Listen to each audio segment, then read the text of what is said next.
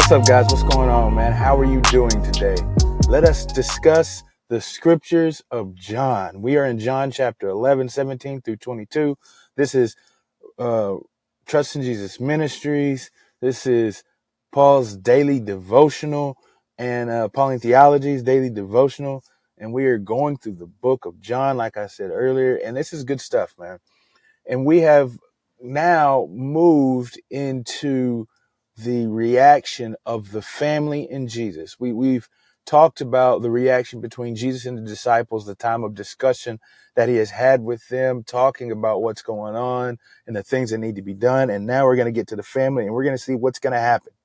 Well, we know what's going to happen. Lazarus is going to be resurrected, but we are going to see the interaction between them and how this will be shown for the glory of God and for their belief.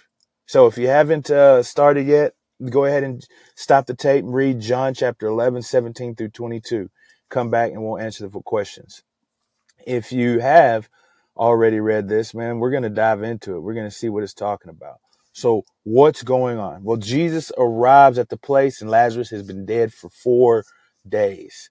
And then as he gets there, Martha, the sister of Mary and Lazarus, hears that he's there and he comes out and he meets Jesus. And when she comes out there and she meets Jesus, she says to him, she says, man, if you were here, our brother would have not died. Our brother would have not died. But quickly after saying that, she says, but even if now, not even if, I'm sorry, but even now I know that whatever you ask God, he will give to you. So there's a couple things that are super good.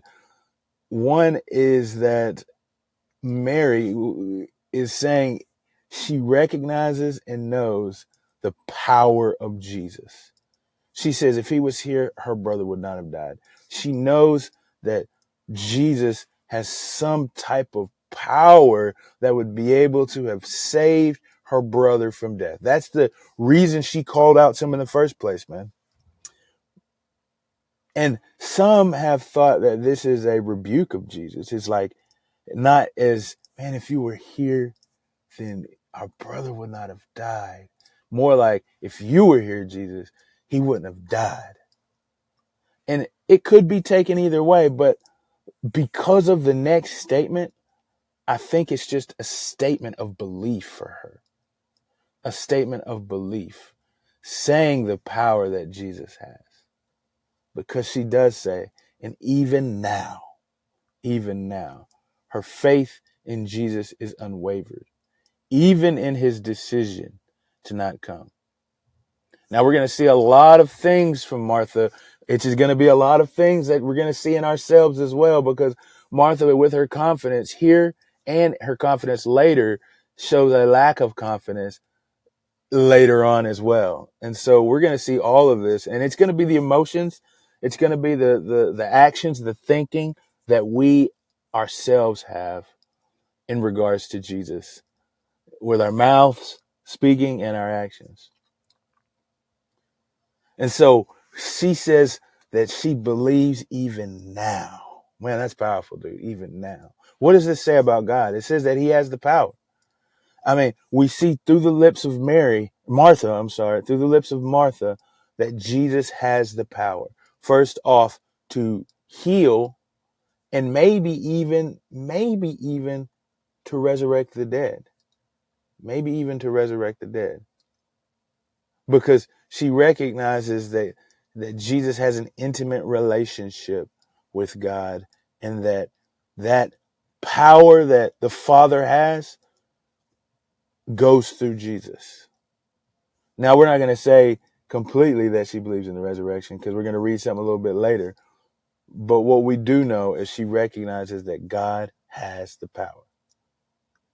So that's the first thing. What does it say about God is God has the power. What's this say about man?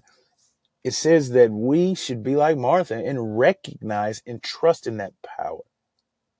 Trust in the power of Jesus.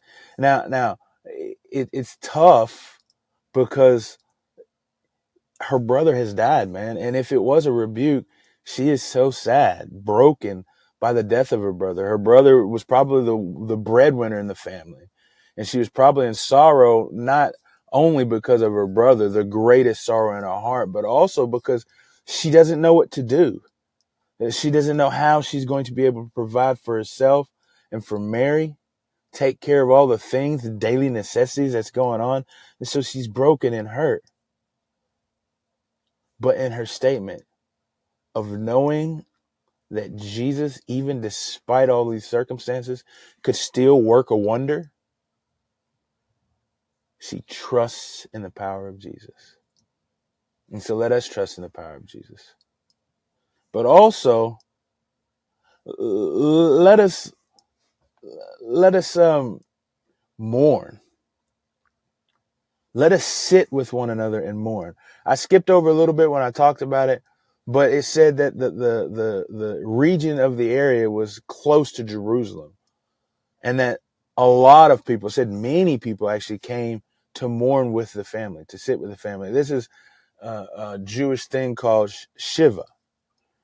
And it means just to sit with the family and be with them and cry with them. Speak a word if necessary, but just to mourn, to cry, and to comfort them.